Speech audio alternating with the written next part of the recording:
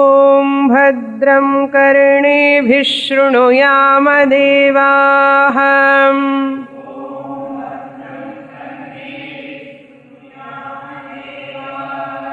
భద్రం పశ్యేమాక్షభిర్యజత్రాః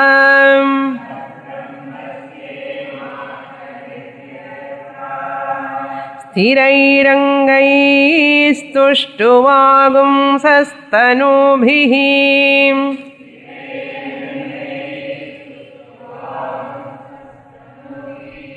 వ్యశేమ దేవహితం యదాయుః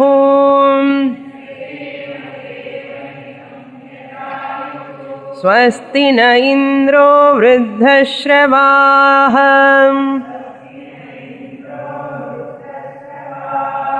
స్వస్తి నః పూషా విశ్వవేదాః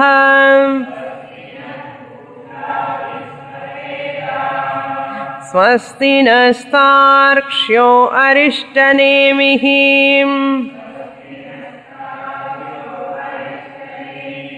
స్వస్తి నో బృహస్పతిర్దదాతు ఓం శాంతి శాంతి శాంతి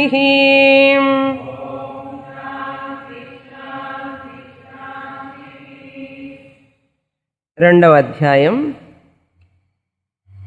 మొదటి ఖండం 8వ మంత్రం. సప్తః ప్రాణాః ప్రభవంతి తస్మాత్ సప్తార్చిషః సమిధః సప్త హోమాః సప్త ఇమే లోకాః ఏషు చరంతి ప్రాణా గుహాశయా నిహితా సప్త సప్త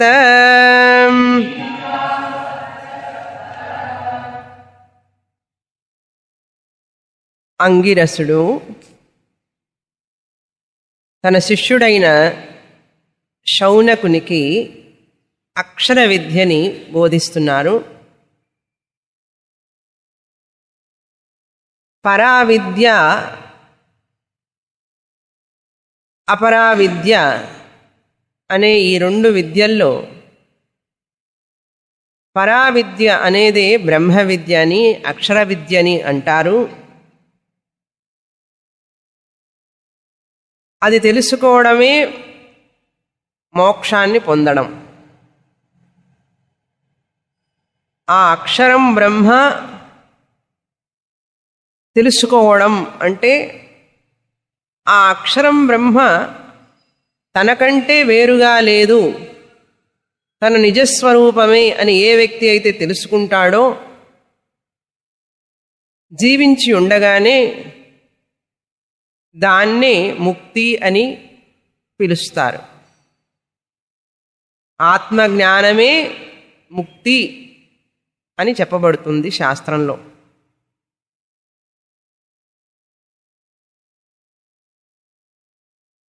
ఈ ముక్తి కోసం ఎందుకు ప్రయత్నం చేస్తారు మనుషులు అంటే, ముక్తి అంటే విడుదల అని అర్థం. ముక్తి అంటే ఏమిటి?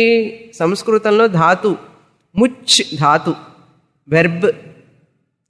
ముచ్ అంటే to release, to come out, to be free from అని అర్థం. విడుదల అంటాం తెలుగులో, బయటపడటం. ముక్తి, అబ్బా నాకు ముక్తి దొరికిందయ్యా అంటాం చూసారు ఒక్కొక్కసారి. సరే వాటన్నింటి నుంచి ముక్తి పొందావు, అసలు ముక్తి మర్చిపోవాకు అన్నారు. అసలు ముక్తి ఏమిటండి? ఈ జనన మరణాల నుంచి, ఈ దుఃఖ శోక సముద్రం నుంచి బయటపడటమే ముక్తి. ఈ శోకమయమైనటువంటి ప్రపంచం నుంచి బయటపడడం అంటే విజ్ఞానపరంగా బుద్ధిపూర్వకంగా అర్థం చేసుకోవడమే బయటపడటం.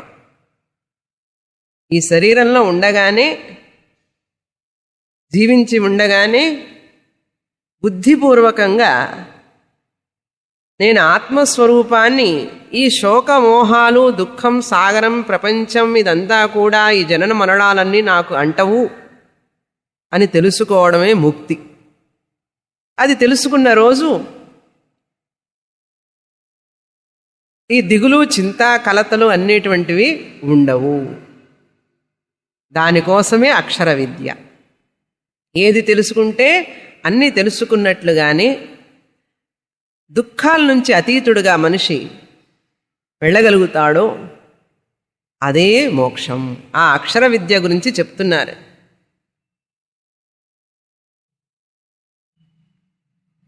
ఏమని చెప్తున్నారు? ఆ అక్షరం బ్రహ్మే జగత్ కారణం. విద్య ప్రారంభమైంది. అక్షర విద్యను తెలుసుకోవాలి నాయనా. ఎవరైతే ముక్తి పొందాలని కోరుకుంటాడో ఆ వ్యక్తి గురువు దగ్గరికి వెళ్ళాలి, చదవాలి, శ్రద్ధతో భక్తితో ఒకే గురువు దగ్గర చదవడం నేర్చుకోవాలి. శాస్త్రం ఈ విషయాన్ని ముఖ్యంగా తెలుసుకోవాలి చదివేవాళ్ళు కూడా. ఈ ఆత్మజ్ఞానాన్ని ఎవరైతే మనకు బోధిస్తారో వాళ్ళ దగ్గరికే వెళ్ళాలి. ముక్తి కావాలనుకున్నవాడు ఓర్పుతో చదవాలి. ఓర్పుతో చదవాలండి. చాలా ఓర్పు కావాలి మనిషికి. అలా చెప్పిన తర్వాత ఆ విద్యను ఎలా ప్రారంభిస్తారు గురువుగారు అంటే,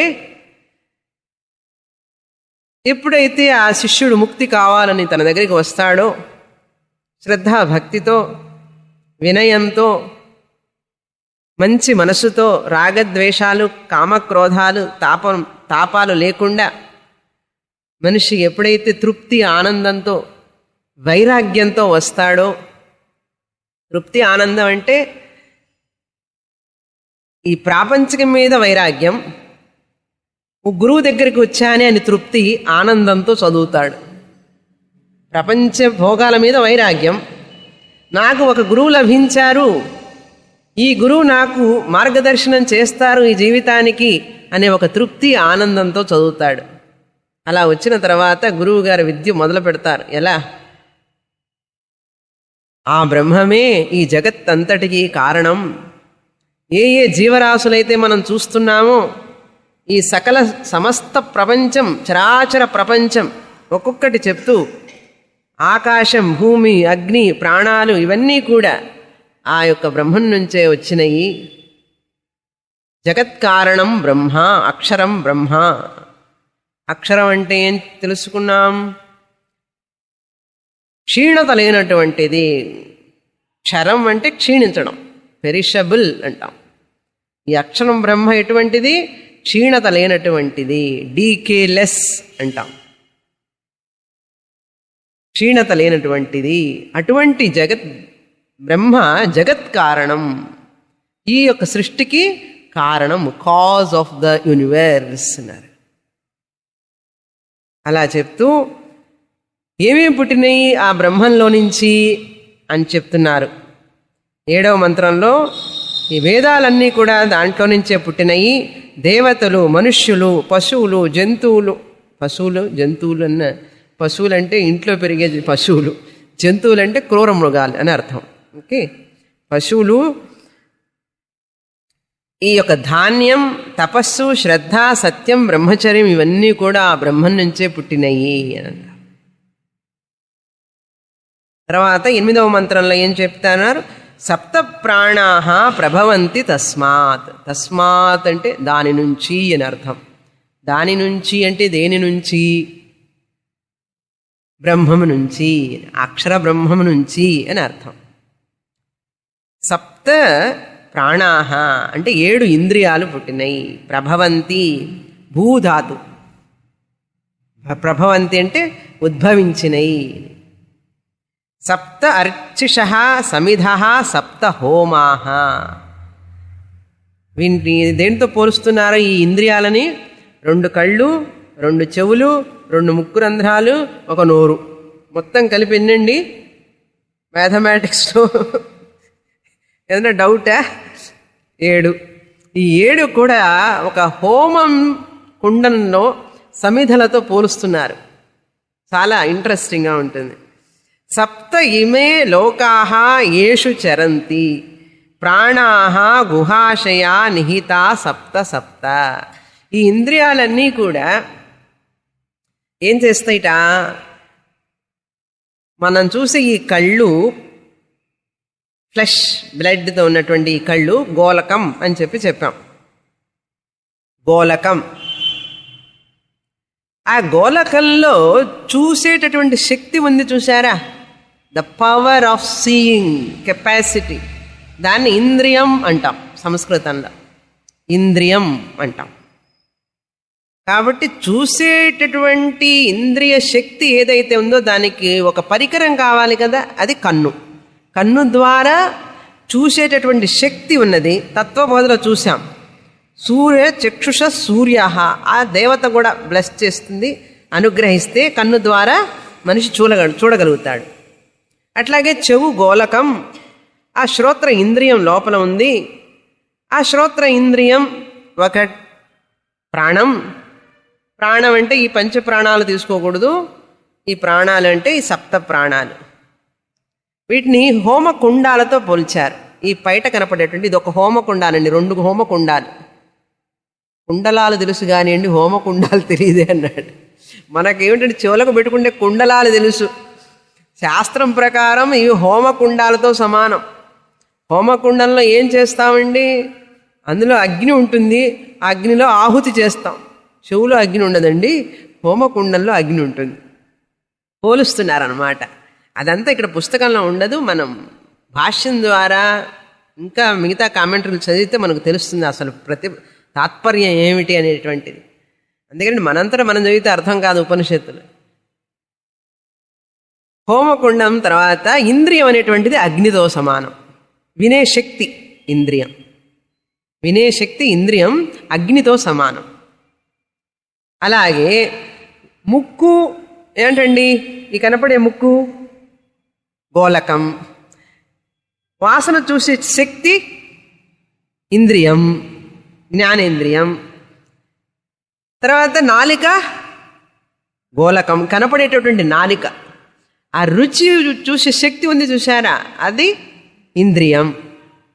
అలాగే మన చర్మం, ఇది గోలకం. ఆ స్పర్శ శక్తి ఉంది కదా, మనం అదే అందుకే అంటాం స్పర్శ శక్తే పోయిందండి, నాలో స్పర్శ శక్తే లేదంటాం. వాసన శక్తి పనిచేయడం లేదు, వాసన పనిచేయడం లేదంటాం. అంటే ఆ శక్తి పోయిందని అర్థం. దాన్ని ఇంద్రియం అంటాం. సో ఈ స్పర్శ ఇంద్రియం, ఈ చర్మం అనేటువంటిది గోలకం, స్కిన్ గోలకం, ఆ స్పర్శ శక్తి ఇంద్రియం. సరే, గోలకాలు ఉన్నాయి, హోమకుండాలు ఇవన్నీ. ఈ హోమకుండాలకి ఆ ఇంద్రియాలు అగ్నితో సమానం. మరి హోమకుండాలు అగ్ని ఉన్నప్పుడు ఏమిటండి చేస్తాం? మామూలుగా ఆహుతి చేస్తాం కదా. మనం మామూలుగా హోమకుండాలు అందులో అగ్ని ఉంటే ఏం చేస్తాం? నెయ్యి, అన్ని పండ్లు పూలు ఇవన్నీ వేస్తుంటే ఆహుతి చేస్తాం అగ్నిదేవతకి. అన్ని వస్తువులు మనకి ఏవైతే భగవంతుడు ఇచ్చాడో వాటన్నిటి నుంచి ధాన్యం కూడా అన్నీ అగ్నిదేవుడికి స్వాహ చేస్తే, అగ్నయే స్వాహ ఇదన్నమమ, ఇది నాది కాదు నాది కాదు అని చెప్పి అందులో వేయాలిట. మంచివి కొన్ని వేయాలి. పట్టు చీరలు కూడా వేస్తారు, పవడాలు, బంగారం, ముత్యాలు అన్నీ, రాగి ఏవైతే ఉన్నాయో మెటల్స్ దగ్గర నుంచి అన్నీ వెయ్యాలి. అలా వెయ్యడం వల్ల ఏమవుతుందంటే, భగవంతుడా నువ్వు నాకు ఇవన్నీ ఇచ్చావు, నీకు నేను అందులో కొంత భాగాన్ని ఇస్తున్నాను అని చెప్పి ఆ దేవతలకి అగ్నిదేవుడు తీసుకువెళ్ళి వాళ్ళకి అందజేస్తాడు. అప్పా ఈ అంటే కృతజ్ఞతతో ఈ వ్యక్తి ఆహుతి చేస్తున్నాడు అన్నమాట. సరే, అక్కడ ఆహుతి అవన్నీ బాగున్నాయండి, మేము చూస్తాం అవన్నీ. కానీ ఇక్కడ ఆహుతి ఏమిటి అంటే, ఈ హోమకుండాల్లో శాస్త్రం చెప్తుంది, ఈ కన్ను ఇంద్రియం ఏం చేస్తుందిట, ఒక రూపాన్ని, వర్ణాలని చూస్తుంది. రూపాలు చూస్తాం కదా, సినిమా సీరియల్ ఏమిటి, సినిమాలు, సీరియల్స్, లేకపోతే ఎంటర్టైన్మెంట్, పుస్తకం చదవడం, ఇవన్నీ ఉంటాయి కదా చూడడం అనేది. ఇది ఆహుతిట. ఆ ఇంద్రియం అనే దృష్టి అనే ఇంద్రియం ఉంది కదా, చూసే శక్తి. ఆ ఇంద్రియంలో ఈ రూపాలు వర్ణాలు ఏవైతే మనం చూస్తున్నామో, మీరేం చూస్తున్నారు ఇప్పుడు? అగ్నిహోత్రం ఆహుతి చేస్తున్నారు. ఏమిటి? ఇక్కడ చూస్తున్నారు ఈ రూపాన్ని. దీన్ని ఈ కళ్ళ ద్వారా, ఇంద్రియం ద్వారా ఈ గోళకం అనేటువంటి అగ్నికుండంలో ఆహుతి చేస్తున్నారు. అదేవిధంగా చెవులు. ఇప్పుడు మీరు వింటున్నారు కదా, వింటున్నప్పుడు ఆ శబ్దం ఏమిటి? విషయం. ఆ శబ్ద విషయం ఆహుతి ఆ చెవులో వేస్తున్నాం. 4 మంచి మాటలు వేయండి చెవులో అంటారు, చూసారా? 4 మంచి మాటలు చెవులో వేయడం ఏమిటి? చెవులో వేస్తారా ఎవరన్నా మంచి మాటలు? అలా అండర్స్టూడ్ అనమాట. అట్లా అర్థం చేసుకోవాలి. చెవులో వెయ్యండి అంటే ఏమిటి? ఇది గోళకం అంటే మనకు తెలియకుండానే అన్నాం, హోమకొండం ఇది, కాస్త వెయ్యండి ఇందులో ఆహుతి అని అర్థం. తర్వాత నాలిక హోమకొండం. అక్కడ దానికి ఏం కావాలి? రుచి కావాలి. అందుకని రసగుల్లా, గులాబ్ జామున్, లడ్డు అన్ని హోమకొండంలో వేస్తాం. అట్లాగే ముక్కు కూడా వాసనలు, ఆ పూల వాసనలు, పండ్ల వాసనలు, ఈ వాసనలు, ఆ వాసనలన్నీ కూడా ఈ హోమకొండంలో వేస్తాం. ఆ విషయాలు. అలాగే స్పర్శ, అది పట్టుకుంటాం, ఇది పట్టుకుంటాం, ఎన్నెన్నో చూస్తాం. దానికి ఆహుతి అన్నమాట. బాగుంది కదా వినడానికి? సరేనండి. అగ్నికుండంలో ఎలాగైతే మనం ఆహుతి చేసినప్పుడు ఆ అగ్నిదేవుడు పైకి వస్తూ ఉంటాడు, మనం ఎంతైతే నూనె పోసి, నెయ్యి ఆహుతి చేసి అన్ని పదార్థాలు వేస్తుంటే అగ్నిదేవుడు ఏం చేస్తాడు? అన్నిటినీ భస్మం చేసుకుంటూ ఇంకా పైకి వస్తాడు. అంటే ఏమిటి? అగ్నిదేవుడు నాలుకలు తెరుస్తాడు. చదివా? గుర్తుందా? ఎక్కడ? ఏ ఉపనిషత్తు? ఈ ఉపనిషత్తులోనే. కాళీ కరాళీ మనోజవాచ సులోహితాయాచ సుధూమ్రవర్ణా. నాలుకలు. ఆ నాలుకలతో అగ్ని ప్రజ్వలిస్తాడు. ఇంకా ఇంకా అని అడుగుతాడు. అందుకే ఆయన పేరు అనలం అని చెప్పి అన్నాం. ఆయనకి చాలు అని అనట. అలం అంటే చాలు, బుద్ధి. చాలు అనే బుద్ధి కలిగి ఉండడం అలం. అలం బుద్ధి. అల్లం అంటే అల్లం అనుకోవకండి. అలం అంటే సంస్కృతంలో అలం. అల్లం అనేది జింజర్, అది వేరు ఇంగ్లీష్లో. తెలుగులో కూడా అల్లం అనేది, ఇది అలం సంస్కృతం పదం. అలం అంటే చాలు. ఈ అగ్నిదేవుడికి చాలు అనే బుద్ధి ఉండదుట. ఎన్ని వేసినా కూడా ఇంకా కావాలి కావాలి అంటాడు. అందుకని ఆయన పేరు ఏమిటి? అనలం. అనిలహ అని పేరు ఆయనకి. అనలం. అనలం. అలాగే ఎలాగైతే అగ్నిదేవుడికి వెయ్యంగా ఇంకా కావాలని అడుగుతాడో, అదేవిధంగా ఈ ఇంద్రియాలు కూడా ఒక లడ్డు తింటే చాలని చెప్పి అనదు. ఇంకొక లడ్డు తీసుకురా, ఇంకో రసగుల్లా తీసుకురా, ఇంకా ఇంకా తినాలని ఉంటుంది. ఒక మామిడి పండు తింటే చాలదు, ఇంకో కొంచెం 4 ముక్కలు తింటే బాగుంటుంది అనిపిస్తుంది ఆ రుచి. అట్లాగే శబ్దాలే, ఇంకొంచెం సేపు విందాం, ఇంకొంచెం సేపు అనేటువంటి ఇష్టం చెవులకు కూడా. చూపులకి ఇంకొంచెం సేపు సీరియల్ ఉంటే బాగుండు, సినిమా ఉంటే బాగుండు. సీరియల్ సినిమా ఉంటే బాగుండు, క్లాస్ ఉంటే బాగుండు అని ఎంతమంది అనుకుంటారో తెలియదు. అలా ఇంకొంచెం సేపు ఉంటే బాగుండు. ఈ రూపాలు రంగులన్నీ కూడా మన ముందు ఉంటే బాగుండు అని అనిపిస్తుంది మనకు. అప్పుడే అయిపోయిందే ప్రోగ్రామ్ అనిపిస్తుంది. అంటే ఏమిటి? ఇంకా కావాలనిపిస్తుంది కళ్ళకి. అలాగే ముక్కు కూడా వాసన చూస్తూ ఉంటే ఇంకాసేపు ఉంటే బాగుండు అనిపిస్తుంది. ఆ చల్లదనం ఒంటికి తగులుతుంటే ఇంకాసేపు ఉంటే బాగుండు అనిపిస్తుంది. ఏసీ కార్లో వచ్చిన తర్వాత సడన్గా దిగితే అయ్యో అప్పుడే వచ్చేసిందా క్లాసు అనుకుంటాం. ఇంకాసేపు ఏసీలో ఉంటే బాగుండు అనిపిస్తుంది కదా. స్నానం చేస్తుంటే ఇంకొంచెం సేపు కాసి నీళ్లు పోసుకుంటే చల్లదనం కోసం ఇంకా కావాలనిపిస్తుంది. ఎట్లాగైతే అగ్నిదేవత ఇంకా ఇంకా కావాలని అంటుందో, ఈ ఇంద్రియాలన్నీ కూడా అంతే. ఈ విషయాలని ఇంకా ఇంకా కావాలని అంటూ ఉంటే దాని స్వభావం అది. అదే ఈ మంత్రంలో చెప్తున్నారు. ఇవన్నీ ఎక్కడి నుంచి పుట్టినాయండి? ఆ అక్షర బ్రహ్మం నుంచి పుట్టినయి అన్నారు. సప్త ఇమే లోకాహ ఏషు చరంతి. ఈ ఇంద్రియాలు ఏం చేస్తాయి? వాటి వస్తువులు ఉన్నాయి కదా ప్రపంచంలో, విషయాలు వాటి మీదకి వెళ్తాయి. చరంతి, అక్కడ ప్రయాణం చేస్తాయి. ప్రాణాహ గుహాశయా నిహితాహ సప్త సప్త. గుహాశయాః అంటే ఈ యొక్క ఇంద్రియాలన్నీ కూడా ఎక్కడ ఉంటాయండి? మనస్సులో ఉంటాయి. మనస్సు అనే గుహలో ఉంటాయి. అంతే కదండి, మనస్సుకే కదా అనిపించేది. రసగుల్లా తినాలని చెప్పి నాలుకకి కనిపించదండి. ఎవరికండి అనిపించేది? మనస్సుకి. మనస్సు కనిపించినప్పుడు మనస్సు ఏం చేస్తుంది? ఆర్డర్ ఇస్తుంది నాలుకకి, ఇంకొక లడ్డు తీసుకురా అని. అప్పుడు నాలుక ఏం చెప్తుంది? ఈ చెయ్యికి చెప్తుంది, తీసుకో అక్కడి నుంచి అంటుంది. ఈ చెయ్యి తీసుకుని ఏం చేస్తుంది? నోట్లో పెట్టు అంటుంది. అప్పుడు మనస్సుకి సంతోషం, నేను చెప్పిన పని చేసావు కదా, వెరీ గుడ్ అంటుంది. అట్లాగే శబ్దాలు, అట్లాగే వాసనలు, ఇవన్నీ కూడా మనస్సు కోరుకుంటుందండి. గుహాశయ నిహితాః, మనస్సు కోరుకుంటుంది. చల్లదనం కానీ, ఉష్ణత కానీ, ఐస్ క్రీమ్ తినాలని కానీ, వాసన చూడాలని కానీ, మంచి చీర కట్టుకోవాలని కానీ, ఆ చీర మెత్తగా తగులుతుంటే హాయిగా ఉంటుంది. కష్టంగా ఉంటే ఎట్లా అనిపిస్తుందండి? ఏమిటి ఇట్లాంటి చీర కొన్నావు అంటుంది మనస్సు. మంచి చీర అంటే శరీరానికి చెప్తుందనమాట.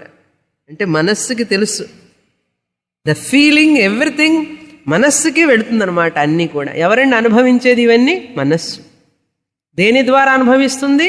ఇంద్రియాల ద్వారా. ఎలా అనుభవిస్తుంది? బయట ఆ విషయాల మీదకి వెళ్ళి ఆ వస్తువుల్ని గ్రహించి అది బాగుందా లేదా అని చెప్పి మనస్సు నిర్ణయిస్తుంది. బాగుండకపోతే ఏం చేస్తుంది? స్వామిని క్లాసు బాగుందా లేదా అని మనసు కదా నిర్ణయించేది. నెక్స్ట్ వీక్ వెళదామా లేదా అని చెప్పి మనస్సే నిర్ణయిస్తుంది. పాపం కష్టపడి వస్తున్నారు స్వామిని చాలా దూరం నుంచి, వెళదాం విందాం అని అంటే మనస్సు ఆ కాళ్ళకి చెప్తుంది అనమాట, క్లాస్కి వెళ్ళు అంటుంది. మనస్సు నిర్ణయించాలండి ఏదైనా. అది గుహాశయ నిహితాః, ఈ మనసులో పెట్టబడి ఉన్నాయి ఇవన్నీ కూడా. ఏమిటవి? సప్త సప్త, ఈ ఇంద్రియాలు 7 ఇంద్రియాలు, వాటి సప్త సప్త అంటే ఏమిటి?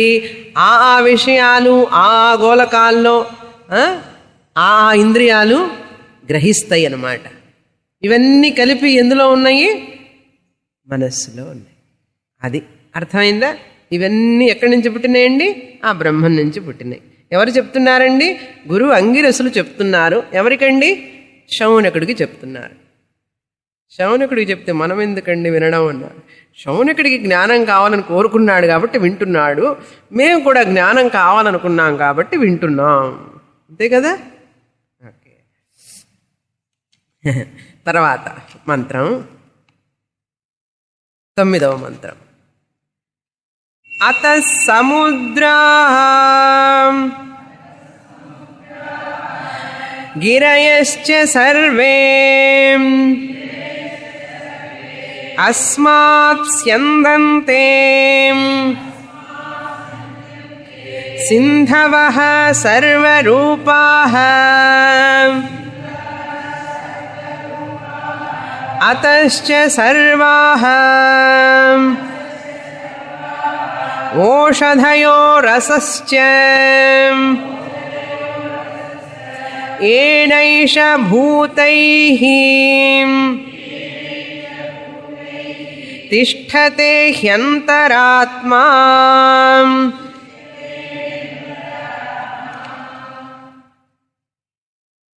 ఇంకా జరుగుతూనే ఉంది సృష్టి. ఏమిటి సృష్టి? మన అక్షర బ్రహ్మం గారు సృష్టి చేస్తున్నారు. ఇంకా ఏమేమి వచ్చినాయిట ఈ బ్రహ్మంలో నుంచి అంటే, అతః అంటే దాని నుంచి. దేని నుంచి? ఆ బ్రహ్మము నుంచి. ఎటువంటి బ్రహ్మము? అక్షర బ్రహ్మము. ఆ బ్రహ్మం నుంచి సర్వే సముద్రాః, అన్ని నదులు, అన్ని సముద్రములు, అన్ని సముద్రములు ఆ బ్రహ్మం నుంచినే ఉద్భవించినయి. ఇప్పుడు మనకేమి తెలుసు అంటే అరేబియా సముద్రం, హిందూ మహాసముద్రం, ఇవి తెలుసు. తెలియని అనుకుంటే ఎన్నో సముద్రాలు ఉన్నాయిట. పురాణం చదివితే విష్ణు పురాణంలో చెప్పబడింది ఎన్నో సముద్రాలు ఉన్నాయిట. మన పురాణాల్లో కూడా గరుడ పురాణం, ఈ కార్తీక పురాణాల్లో కూడా రాసి ఉంటారు. ఆ జీవుడు ఎట్లా ప్రయాణిస్తాడు సముద్రం దాటి, ఈ సముద్రం దాటి, ఆ సముద్రం దాటి. పౌరాణిక సినిమాల్లో చూపిస్తారు కదా. మనకు తెలిసినది ఇటుపక్క రెండు సముద్రాలు ఉన్నాయి, ఇంతకంటే ఏం తెలియదు. Atlantic ocean, Pacific ocean, Arabian ocean మనకు తెలిసినవి. మిగతావన్నీ పురాణాలు చెప్తుంటే వింటూ ఉంటామే అంతే. అదే శాస్త్రంలో చెప్తున్నారు ఇప్పుడు ముండకోపనిషత్తులో. ఏదైతే మనం హిస్టరీలో చదివామో, ఏమండి, హిస్టరీలో చదివిందే ఇక్కడ కూడా చెప్తున్నారు. ఏమిటది? సముద్రాహ సర్వే అతః అంటే ఉద్భవించినవి అని చెప్పి ప్రభవంతి మనం అర్థం చేసుకోవాలి. తర్వాత గిరయః, గిరయః అంటే గిరి అంటే పర్వతం, హిమాలయ పర్వతాలు, వింధ్యా పర్వతాలు, అన్ని పర్వతాలు కూడా ఈ బ్రహ్మం నుంచే పుట్టినయి. ఎలా పుట్టినాయండి? అలా పుట్టినాయి. ఎలా పుట్టినాయి అంటే అలా పుట్టినాయి. తర్వాత సర్వరూపా సింధవ. సర్వరూపా అంటే అన్ని రకములైనటువంటి, సర్వ అంటే అన్ని, రూపా అంటే రకాలు, వెరైటీస్, అన్ని రకాలైనటువంటి నదులు. కృష్ణ, గోదావరి, యమున, సింధు, కావేరి, తుంగభద్ర, గంగా, ఇంకా చాలా ఉన్నాయి కదా, తామ్రపర్ణి, ఎన్నో ఉన్నాయి. ఎన్ని నదులు! అబ్బా, అన్ని నదులు స్త్రీలింగాలే. ఎందుకో స్త్రీలింగం పేరు పెట్టారు అన్ని నదులకి. నది స్త్రీలింగమే. కావేరి స్త్రీలింగం,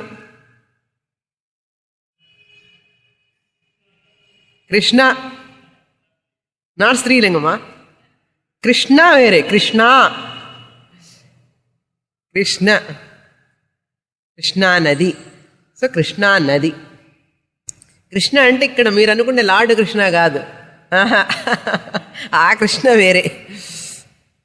ద్రౌపది పేరు కూడా కృష్ణే. వ్యాస భగవాన్ పేరు కూడా కృష్ణ. అందుకని ఈ కృష్ణ వేరు, స్త్రీలింగం అని నేను అనుకుంటాను. చూసి చెప్తాను. సింధవ అంటే నదులు అని అర్థం. ఏమి నదులు అంటే, ఈ నదులు ఇప్పుడు మనం చూసే నదులు ఎక్కడ చూస్తున్నామండి, ఎండిపోయినాయి అంటారా? అంటే నదుల పేర్లు ఉన్నాయి. ఈ నదులన్నీ కూడా ఆ విష్ణు పురాణంలో చెప్పబడింది. ఒక నదులు పాల నది, చెరుకు రసం నది, అన్ని రకరకాలైన నదులు ఉన్నాయి. అన్ని రుచులు. మనకి ఎన్ని రుచులు ఉన్నాయండి? 6 రుచులు, షడ్ రుచులు. 6 రుచులతో కలిగినటువంటి 6 నదులు. అంతేకాకుండా ఇంకా ఉన్నాయట నదులు. అవేమిటంటే కొన్ని చెప్తాను ఇక్కడ నేను. క్షారోదము, క్షారం, క్షారం అంటే తెలుసు కదా, యాసిడ్ లాంటిది, క్షారోదం. తర్వాత ఇక్షురసం, ఉదకం అన్నమాట. క్షారోదం అంటే ఇక్షురసం. సురోదం, సురోదం అంటే అమృతం. అమృతం పారుతూ ఉంటుందిరా, మనకు నీళ్ళే పారటం లేదు, అమృతం ఎక్కడ పారుతుందండి? అమృతం అట్లా పారేదిట ఆ రోజుల్లో. ఘృతోదకం, ఘృతోదకం అంటే ఘృతం అంటే నెయ్యి, నెయ్యి కూడా నదిలాగా పారుతూ ఉంటుందిటండి, ఘృతోదకం. దెన్ క్షీరోదకం, పాలు, క్షీరోదకం. దధ్యుదం, దధ్యుదం అంటే పెరుగు. అలా ఉంటే ఎంత బాగుంటుంది కదా, దధ్యుదం. తర్వాత శుద్ధోదం, శుద్ధమైనటువంటి జలం, శుద్ధోదం. ఇవన్నీ వీటిట్లో టేస్ట్ ఉంటుంది కదండి, వీటిట్లో టేస్ట్ ఉంటుంది. ఏమిటి ఆ టేస్ట్ అంటే మధుర రసం. ఫస్ట్ వన్ మధురం.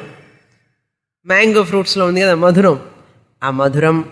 తర్వాత ఆమ్లరసం, ఆమ్లరసం. తర్వాత లవణం, లవణం అంటే తెలుసు కదా, ఉప్పు. అందుకే రాత్రిపూట లవణం అని చెప్పి అనాలి, లవణం తీసుకురా అనాలి, ఉప్పు తీసుకురా అనకూడదు. లవణం. కటువు, కటువుగా ఉండడం, పంజెంట్, కటువు. కషాయం, కషాయం తెలుసు మీకు, కషాయం. తిక్తం, వగరు, చేదు వగరు అంటారు చూసారా, అది. ఇవన్నీ కూడా 6 రుచులు. ఇవన్నీ కూడా పుట్టినయిట. ఏమిటి? సింధవ అండ్ సర్వరూపా అతచ్చ సర్వ ఓషధయ రసశ్చ. ఓషధి అంటే చెట్లు, వృక్షములు. ఈ ఔషధం అంటే ఆ ఒక్కొక్క చెట్టులో కూడా ఔషధం ఉందండి, మెడిసిన్ ఉంది. మనకు తెలియదు, మనకు తెలిసింది ఆయుర్వేదం, వాళ్ళకు తెలిసింది కొంచెమే. ప్రతి చెట్టులో కూడా ఔషధం ఉందిట, మెడిసినల్ వాల్యూ ఉందిట. మెడిసినల్ వాల్యూ లేనటువంటి చెట్టే లేదు సృష్టిలో. అది కనుక్కోవడం మన తరం అవుతుందో కాదో ఈ జన్మకి తెలియదు. ప్రతి చెట్టు కూడా ఔషధంతో సమానం. అంటే ఇంకా అందుకే మన అమ్మమ్మలు, తాతయ్యలు వీళ్ళందరికీ తెలుసు. ఏదన్నా వస్తే ఏం చేస్తారంటే మెడిసిన్ వాళ్ళు దొడ్లోకి వెళ్ళి ఆ ఆకు అది కోసుకొస్తారు, ఆగా నూరి అది అప్లై చేసేవాళ్ళు. ఎందుకంటే వాళ్ళకి తెలుసు. మనకేం తెలుసు అండి ఇప్పుడు? ఏం తెలుసు అంటే ఇంట్లో ఉన్న గడ్డి పీకని పీకి పారేస్తాం మనం. ఇంట్లో ఉన్న చెట్టు చేమల్ని కొంచెం కూడా తీసేసేసి ప్లాస్టిక్ ఇవి అట్లాగే ఉండేటటువంటివి కొనుక్కొచ్చి పెడతాం. అది మనకు తెలుసు ఈ రోజుల్లో. అంతేకాకుండా ఆ ఫ్లవర్ కొనుక్కొచ్చి దాని మీద నీటి బొట్లు కూడా తయారు చేస్తున్నారు వాళ్ళు. చూడండి ఎంత న్యాచురల్గా ఉందో అని చెప్పి ఆ పువ్వునే పెట్టుకుంటాం. కానీ నిజమైన పువ్వుని దాన్ని తెలుసుకొని, దాని వాల్యూ తెలుసుకుని, దాని వాసన వస్తుందా దీనికి, దానికి ఉన్నటువంటి సుగంధం దీనికి ఎట్లా వస్తుంది? రాదు కదా. ఇదైతే వాడిపోతుందండి, ఇది వాడిపోదు కదా అంటాడు. ఆ మనీ ప్లాంట్ చూడండి, అదే ఆకు అట్లాగే తయారు చేస్తాడు. అదైతే వాడిపోతుందట, నీళ్లు పోయాలట, అందుకని ఇది పెట్టుకుంటాడు ఇంట్లో. అందుకని రాబోట్ మనిషి కూడా బొమ్మల్లాగానే వస్తున్నారు కదా, ఇప్పుడు యంత్రాల్లాగానే వస్తున్నాయి కదా. మనిషి కూడా యంత్రం అయిపోతాడో ఏమో కొంతకాలానికి తెలియలేదు. ఏమైపోతాడో, మనిషి ఎటుపోతున్నాడో, యంత్రంగా మారిపోతున్నాడు కొంచెం కొంచెం. ఇంకా యంత్రంగా పూర్తిగా అయిపోతాడు చివరికి. యంత్రాల మీద ఆధారపడి ఎలా అయిపోతాడండి? యంత్రంగా. ఇప్పటి వరకు ఏం చెప్తున్నాం? జీవితం యంత్రంలాగా మారిపోయిందండి అంటున్నాం కదా. Our life became like a machine అన్నాం. కొంతకాలానికి ఏమనేస్తాం? యంత్రంగానే అయిపోయినామండి, నేనే యంత్రంలా అయిపోయినానండి ఇంట్లో అంటున్నారు. ఆ స్థితికి వస్తాం. ఎందుకంటే ఆ ఔషధులు, ఆ చెట్లు అవి ఉండడం వల్ల ఎంత విలువ ఉన్నదో దానికి. ఏమిటంటే ఆ ఒక్కొక్క దాంట్లో రసం ఉందిట, శాప్ అంటాం. ఆ రసం ఉంటుంది చూసారా, ఆ ఆకులో కానీ, ఆ ఫలంలో కానీ, ఆ పుష్పంలో కానీ వచ్చే రసం. ఆ రసం వల్లనే కదా మనం జీవిస్తున్నాం. ఈయన మాంసాహారం తినేవాళ్ళు కూడా మేము నాన్ వెజిటేరియన్స్ అండి అని అంటారు. నాన్ వెజిటేరియన్ అంటే ఏమిటి? ఆ మేక, కోడి ఇవన్నీ ఉంటాయి చూసారా, ఇవన్నీ వెజిటేరియన్స్. ఆ వెజిటేరియన్ తిని అవి చెట్లు, చేమలు, పండ్లు, కాయలు, కూరలు అన్నీ తిన్న తర్వాత అది ఆ శాకాహారమే కన్వర్ట్ అయ్యి వచ్చింది. అంటే ఏమిటి? బేసికల్గా అందరూ కూడా శాస్త్రం ఏమన్నా ఎదురు చూస్తోంది, అందరూ శాకాహారులే అని అర్థం. అందరూ శాకాహారులై ఉండాలి అని అర్థం. అందుకని ఔషధయ రసశ్చ, ఆ చెట్లు, చిన్న చెట్లు కానీ పెద్ద చెట్లు కానీ, ఔషధి రసశ్చ వాటి యొక్క రసం ఇవన్నమాట. ఇవన్నీ ఉంటాయి ఆ చెట్లలో, ఆ రసాల్లో. ఈ రసాలు వచ్చిన తర్వాత ఏన ఏషః భూతైః తిష్టతే అంతరాత్మ. సముద్రాలు పుట్టినాయి, నదులు పుట్టినాయి, కొండలు, పర్వతాలు ఇవన్నీ కూడా పుట్టినాయి. అంతేకాకుండా ఈ వృక్ష సంపద అంతా కూడా బ్రహ్మం నుంచే పుట్టినాయి. ఆ ఏ వృక్ష సంపద యొక్క రసం, ఏ రసమైతే ఈ యొక్క పంచభూతాలతో చేయబడిన శరీరం యొక్క అభివృద్ధికి కారణమో అది విషయం. ఈ చెట్లలో ఉన్నటువంటి రసం అది ఉంది కదండి, ఆ రసం, ఆ చెట్ల రసం, అది మనిషికి ప్రయోజనకారి. ఈ స్థూల శరీరానికి ప్రయోజనకారి. అదే భూతైః తిష్టతే అన్నారు. భూతైః అంటే ఏమిటి? పంచభూతాలతో చేయబడినటువంటి ఈ శరీరం. ఏన ఏషః భూతైః తిష్టతే, ఈ రసము చేత, ఏన అంటే ఈ రసము చేత, ఏషః భూతైః ఈ పంచభూతములతో చేయబడిన శరీరము తిష్టతే ఉన్నదో, అందులో ఈ అంతరాత్మ ఉన్నాడు. ఎవర అంతరాత్మ? అక్షరం బ్రహ్మ కాదు, సూక్ష్మ శరీరం. స్థూల శరీరం, సూక్ష్మ శరీరం. ఎందుకంటే మనస్సు, ఇంద్రియాలు చెప్పాం కదా ఇందాక.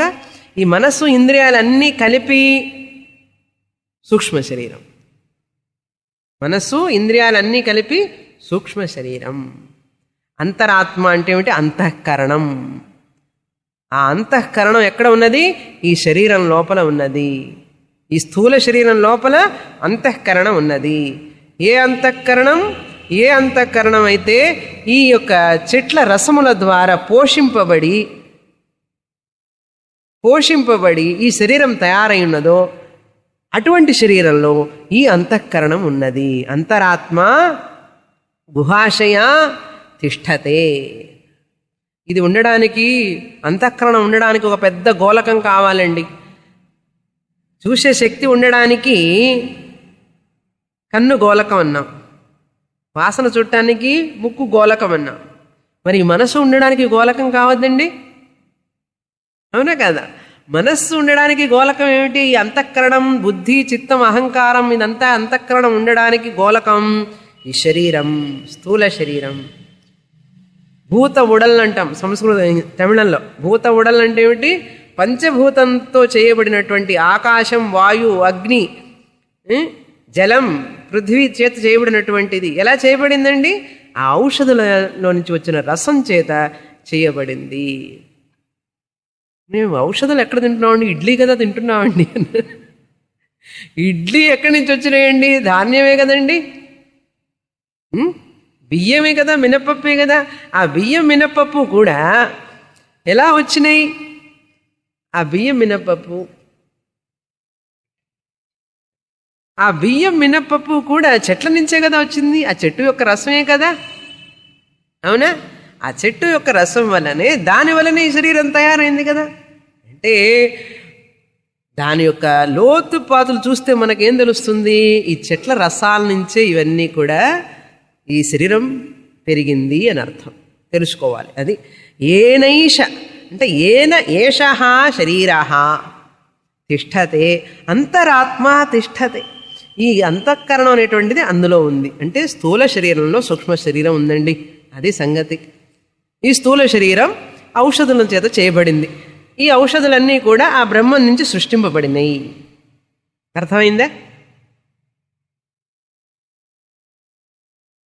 అంటే ఈ స్థూల శరీరం వరలాగా ఉంది.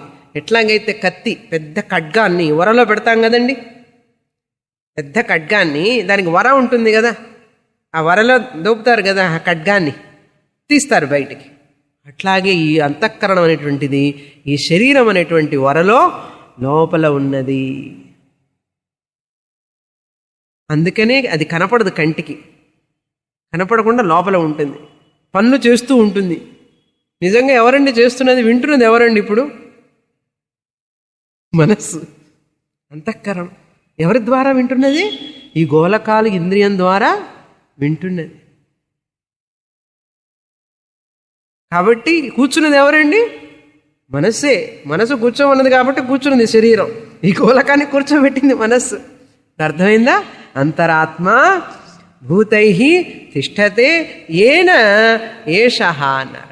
దేనివల్ల ఈ శరీరం తయారు చేయబడిందో ఆ రసం వల్ల ఇది తయారు చేయబడింది. ఇందులో అంతరాత్మ ఉంది. ఏ సైన్స్ క్లాస్లో చెప్తారండి ఇదంతా? చెట్లు చావాలని చెప్తాడు కానీ ఈ శరీరం గురించి ఏం చెప్తారు వాళ్ళు? ఉపనిషత్తులో చెప్పినట్లుగా చెప్పరు ఎవరు. తర్వాత మంత్రం, 10వ మంత్రం. పురుషస్యేవేదం విశ్వం కర్మ తపో బ్రహ్మ పరామృతం ఏతద్యో వేద నిహితం గుహాయాం సో విద్యా గ్రంథిం వికిరతీహ సౌమ్యం.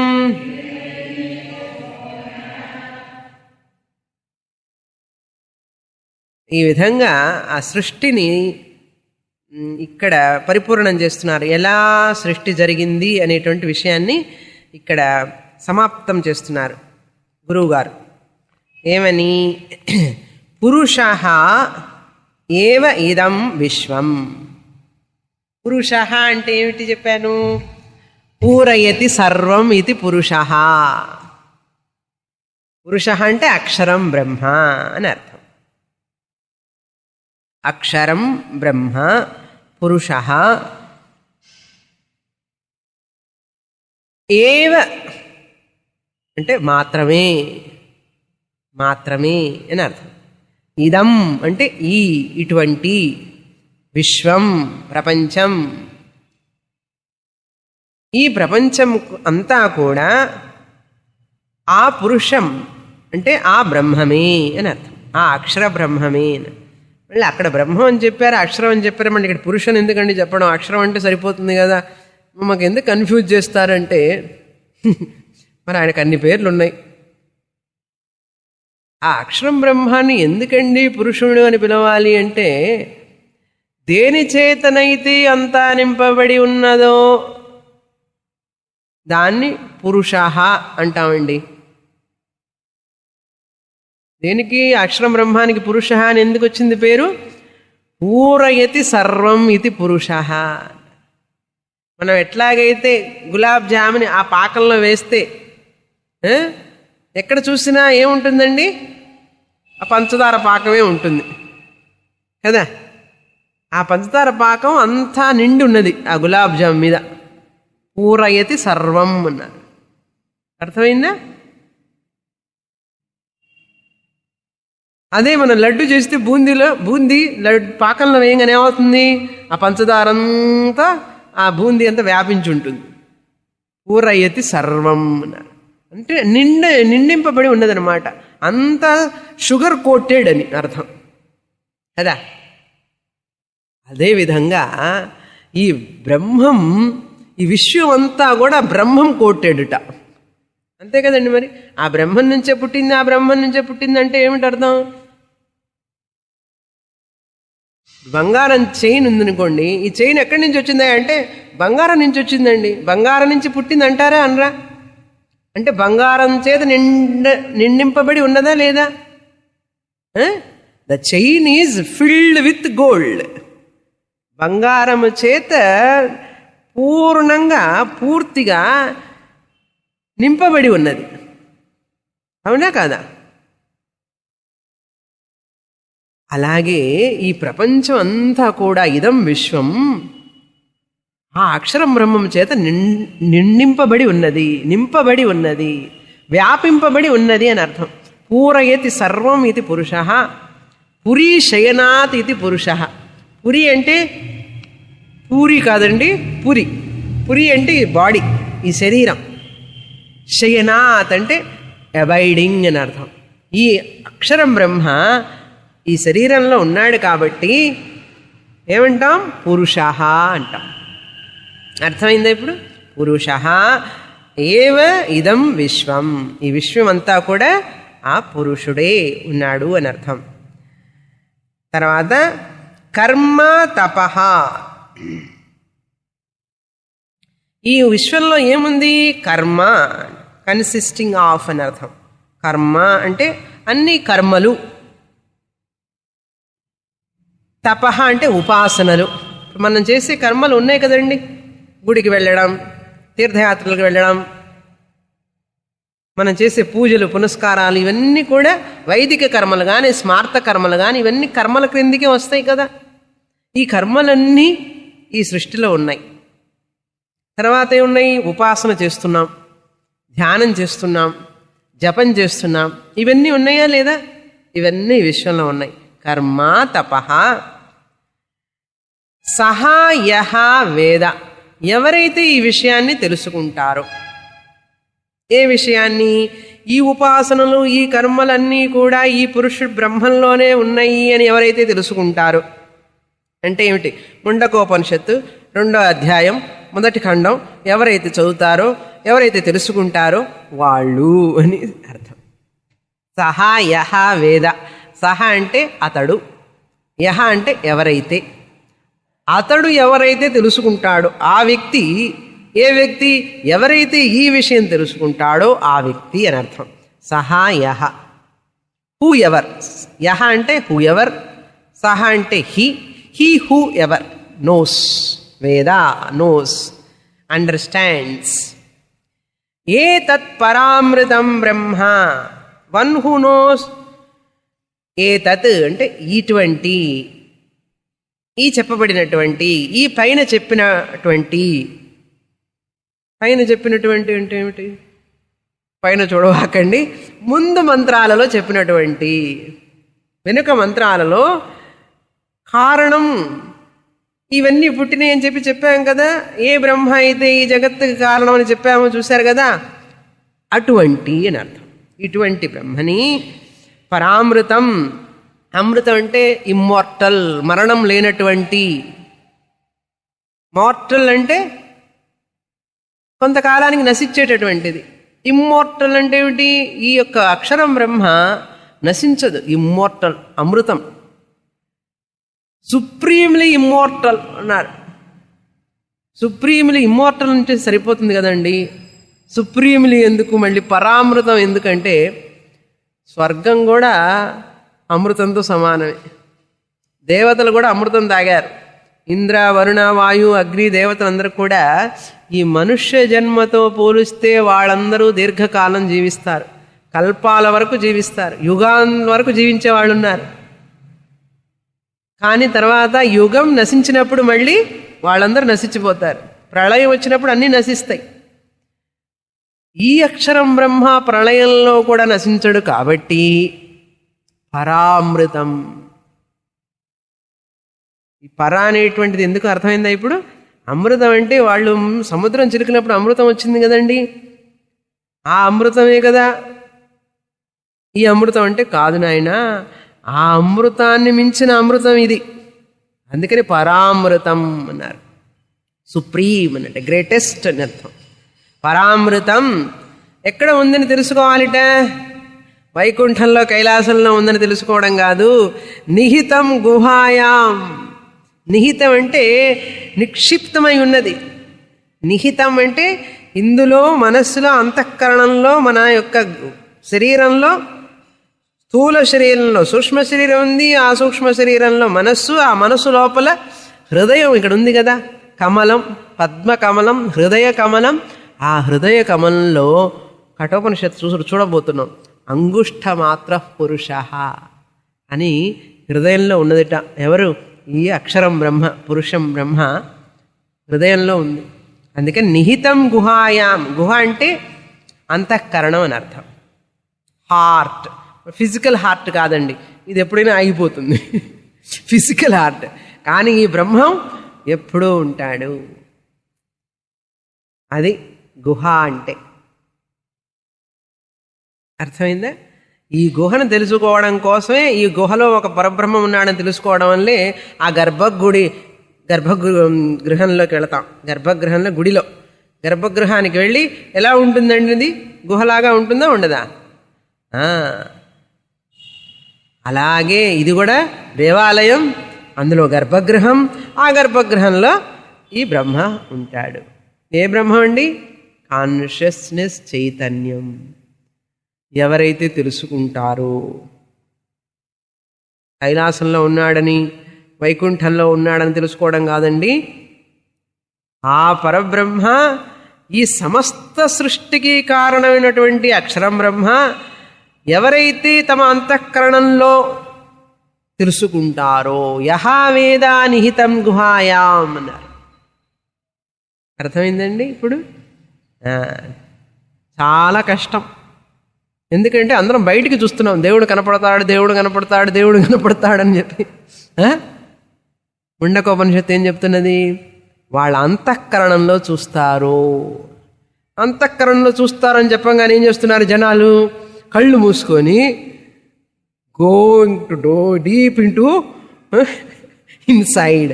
You stop the mind, stop all sense organ, go inside. అందుకని ఏం చెయ్యి? మెడిటేషన్ చెయ్యి అన్నారు. అందరు కళ్ళు మూసుకోండి.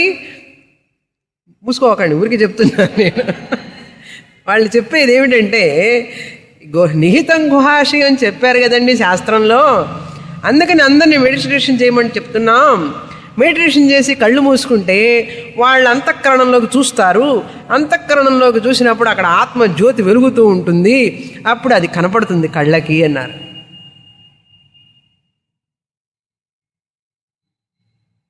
ఇదండి జనాల లెక్క.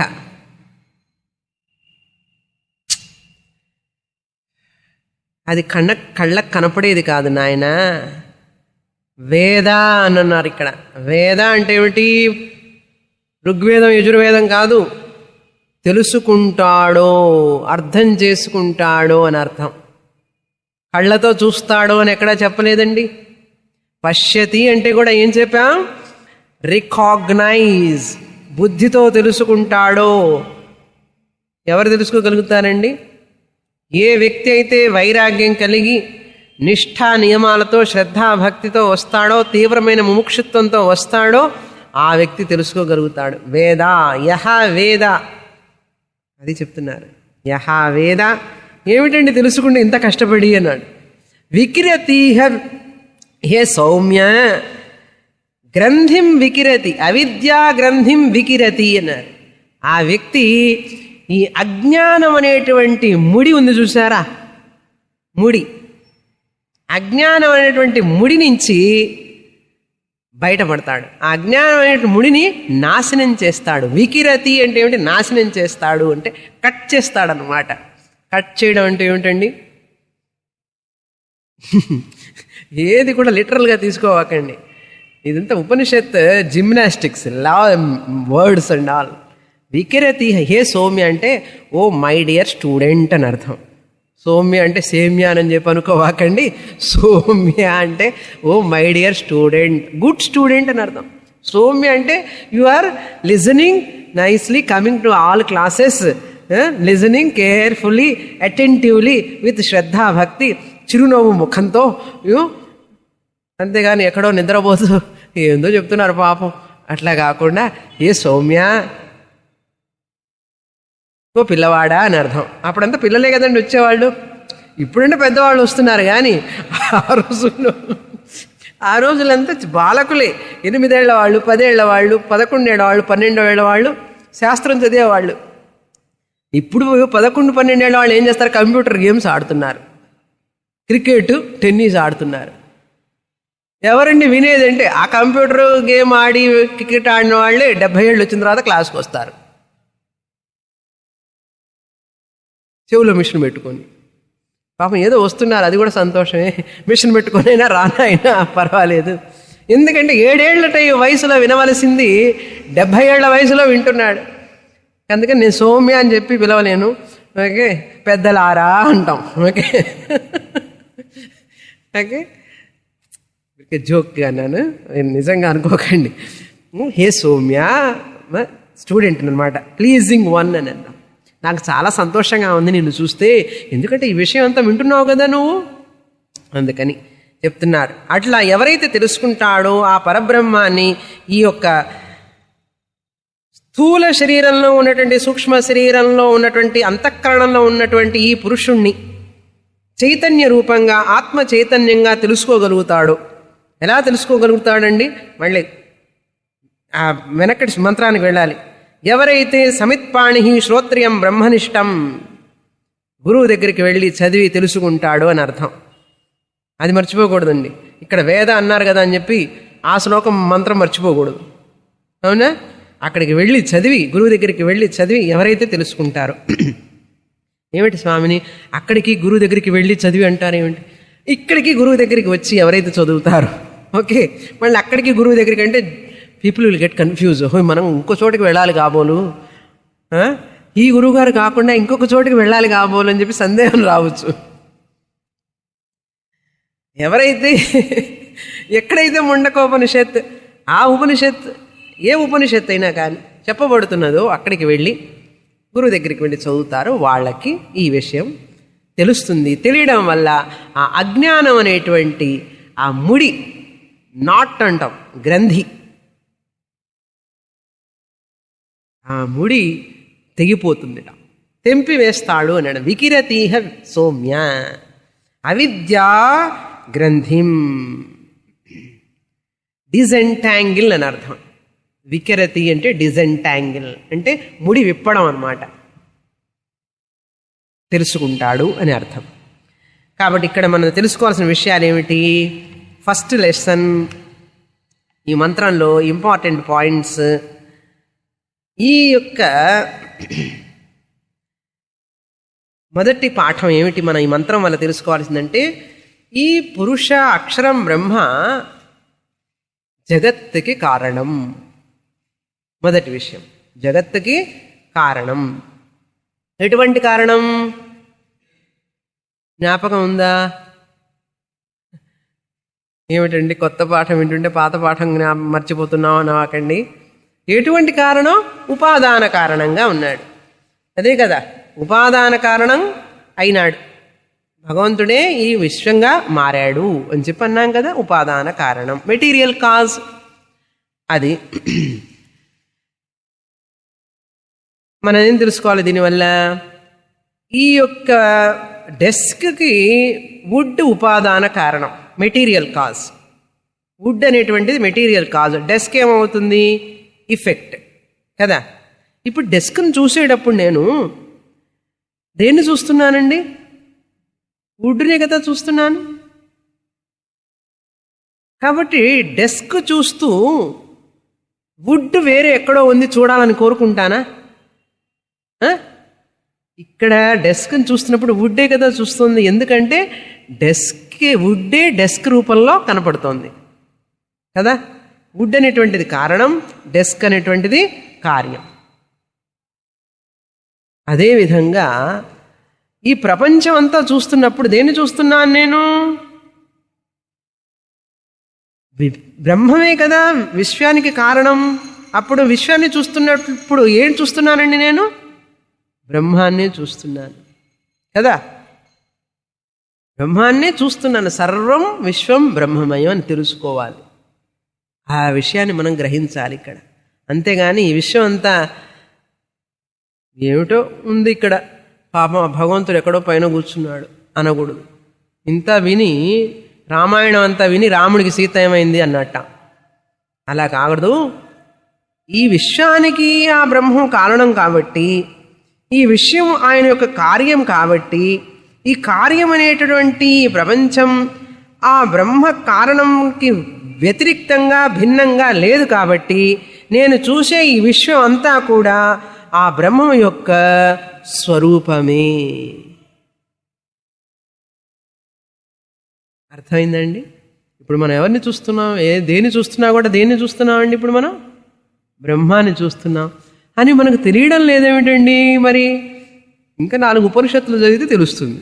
ఇప్పుడే కదా మొదటి ఉపనిషత్తు మొదలు పెట్టాం. కొద్ది కాలం పోతే తెలుస్తుంది విషయం. అది ఇది మొదటి లెసన్ మనం తెలుసుకోవలసింది. ఎట్లాగైతే ఆర్నమెంట్స్ చూస్తూ ఉంటే గోల్డ్ని చూసినట్టే కదా. ఆర్నమెంట్స్ చూస్తుంటే గోల్డ్ని చూసినట్టే, ఫర్నిచర్ చూస్తూ ఉంటే వుడ్ని చూసినట్టే, ఎర్తన్ వేర్స్ని చూస్తూ ఉంటే క్లే చూసినట్టే. అదేవిధంగా ప్రపంచం అంతా కూడా చూస్తూ ఉంటే బ్రహ్మాన్ని చూసినట్టే.